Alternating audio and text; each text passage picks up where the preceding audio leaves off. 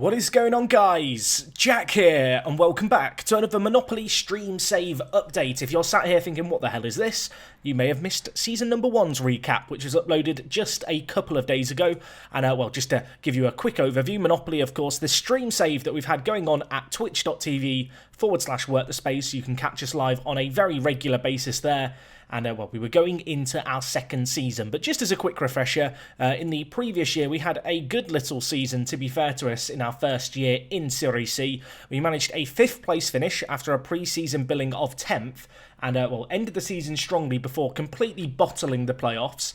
However, it definitely gave us some momentum going into the new season, and as a result, our media prediction is up in 7th. That is a 3-place improvement. The board themselves are still just looking for a playoff finish, and well, you can see from the formation here, we were changing things up, and we had some new additions made to the squad to mark the new season. And well, there was quite a lot of them, to be fair. The big focus really was on bringing in 3 players who were released with the hope that maybe we could sell them on for a little bit of money to help out with the finances. Now, you may have caught wind of one player who sticks out a little more than everyone else. Charlie Addons, at 34 years old, really, really good for this level. Even with his absolutely awful physicals, as a deep line playmaker, he's not going to be relying on them too much. And yeah, he came into the team very much as the, I want to say, the landmark signing, but I feel like that's a little bit generous to him. But certainly a player who I thought could contribute a fair bit. 15 passing, 15 vision, great first touch and technique for this level, exceptional. And of course, bags of experience, which when you consider a lot of these signings were just younger players, was definitely needed.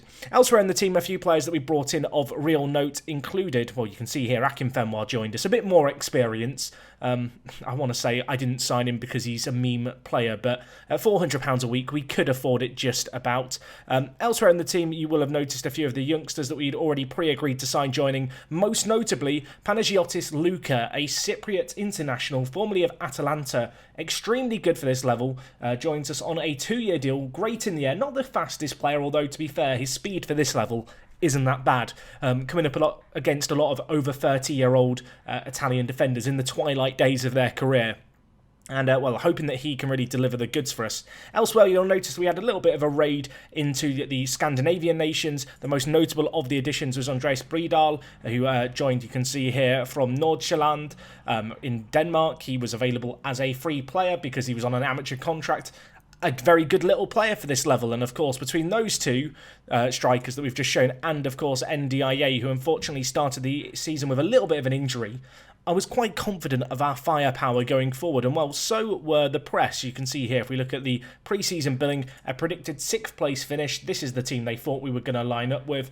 And our key player remains to be Douglas, a player who is an exceptional centre-back. He is one of the leading figures in the dressing room, and he is one of the leading figures in the dressing room because over the summer, DeFranco left us, club captain parting his ways, as well as a few other fairly experienced players like Bikini and 33-year-old, who was on way too much a week when it came to wages. All in all, we spent absolutely nothing this season. Lots of freebies coming in, as, well, has to be the way. On the outs, £200,000 made. You might think, well, has that sorted the financial problems? Absolutely blooming not. We are £1.1 million in debt. No board takeover has happened. We have made a loss of almost £100,000 this month in the first 3 weeks. It's a problem still. Even with the wage budget being cut a significant amount in terms of the actual spend, it's still very much a concern going forward. We'll have to see, obviously, how we get on, how we adapted. But yeah, this was the team we were going with. A much bigger first team, but obviously with lots of freebies, that was to be expected. I had high hopes for this year. Given how we ended the previous season, I was hoping that if we could, follow that kind of form that we had where we won so many games in a row, maybe we could compete in the table where, in reality, there isn't quite as clear-cut team at the top of the table as there was last year with Regina. And, well, that's kind of where we started things off. Shall we go forward? Let's see how the season panned out. I'll join you guys at the end. I'm going to warn you now. Charlie Addams, not a meme, actually turned out to be really blooming good for us. That's where I see, like, a foreign city's name, and I go, I think I signed a young player from there once in Football Manager. Oh, my word! Oh, my word! It's the best goal I've ever seen in Football Manager. Charlie Addams. Tab out of your FMs. What? What? I mean, to be fair, that actually doesn't change stuff that much. That doesn't change stuff that much. Bredal, I mean, scoring now's bloody good, isn't it? Well done. 6 seconds for 3 more. I'm fine. I'm fine, chat. I'm not fine. I'm fine. I'm fine. Okay, guys, so here we are, the end of season number 2, and I'm going to be honest, this recap just isn't possibly going to be able to do the last season justice. What an incredible, incredible season. Let's have a look at this league table. We won the league 3 points ahead of Catania, and let me tell you now, it was a crazy season. If we just look at the past positions, we were down in 10th. After 10 games played of the year, things were not looking particularly great, but we tweaked some stuff tactically, and while Catania got caught up. Yeah, we caught the cat. It was crazy, to be honest. We were 18 points behind them at one point. I think at the halfway point in the season, they had only drawn 1 and lost 1. They just weren't dropping points at all, and so you wondered, could we actually catch them? Catch them, we most certainly did. You can see here how good their first half of the season was, but as it went on, they bottled under the pressure, and then they got knocked out in the playoffs almost straight away. So a disaster for them. Meanwhile, for ourselves, if we just look at the fixtures here, look at this. Look at this. Yeah, it started off well. In fact, it started off very well. We got a few wins, unbeaten, 5 games. We were actually towards, the top end of the table, and I thought, this is great. We then lost to Catania, and then completely bottled it. Until November. And then in November, we changed some stuff tactically. We tweaked some bits and pieces, and it just worked. Look at this insane end of league form, and we ran out victors. Top of the table, Charlie Adam with a 7.5 average rating, the highest in the league. Luca, what a new signing he turned out to be. 22 goals to his name. And on the assists, you can see here, Charlie Adam with 12, and NDIA with 12 as well. Yes, NDIA... playing as a more secondary supportive striker this year. Didn't quite get his 22 goals of the previous year, but, 16 goals. Still an insane contribution by him. And, yeah, very much against the odds. We came out and we saw, we conquered. In terms of the tactics, you may notice a slightly different shape to what we started out with at the beginning of the year.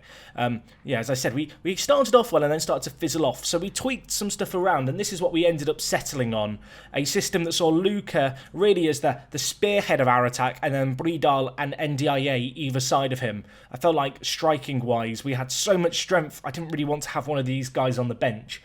And as it turns out, that was kind of the right move to make, and it really worked well for us.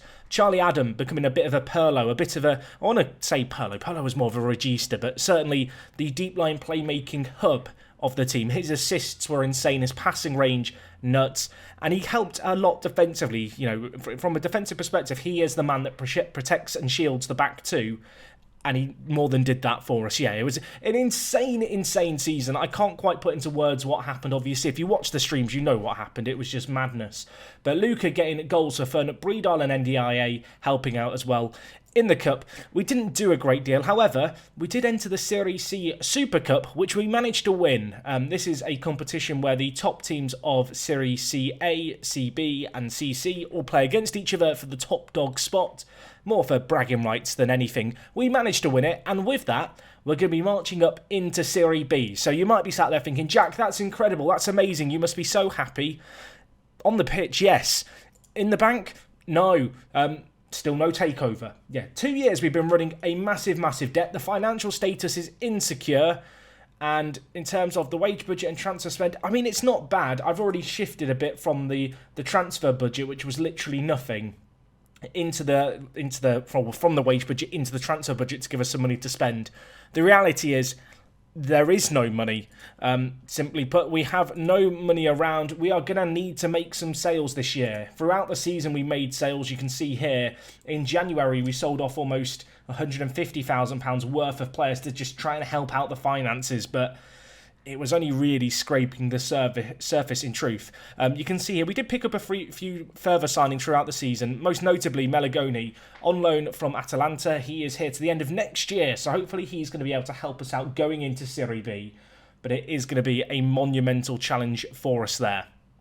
In terms of board expectations, well, they didn't expect us to get this far. With their money they're giving us, we are going to be by far and away the poorest team in Serie B, not just in terms of actual finances, but in terms of wage expenditure and stuff. There are big, big teams in the league ahead of us. and it is going to be a huge challenge. That there is absolutely no doubt. We have had a few job offers here and there, but I've not taken up any of them. I did have one job interview which we ended up getting rejected for, which was a little bit heartbreaking. That was to become the manager of Lecce in Serie B. So in terms of from a manager perspective, we are starting to build up a reputation here in Italy, which I suppose is something. You can see here how we lined up our attributes. But I don't know, we're doing work at the moment here at Monopoli. It's just we don't have the money to really do much more work with it. I feel like next season is going to be a monumental challenge to try and stay up. I mean, when you look at it, we really relied heavily on the first team to perform and perform well. The reality is, whilst we have a lot of players in a big squad, there isn't actually a great deal of strength in depth that exists. And at the same time, it would not surprise me if we need to sell on one or two players. Donnarumma's been kicking up a fuss about wanting to go. A few teams interested in him. He has been a great player for us in many ways, an absolute pain in the backside in others. You look at this face, he looks like the troublemaker in your class at school, and, well, he bloody is one. He's been an absolute pain, just complaining about tactics, complaining about wages and finances and everything in between. I don't really like him, to be honest, just off the back of that.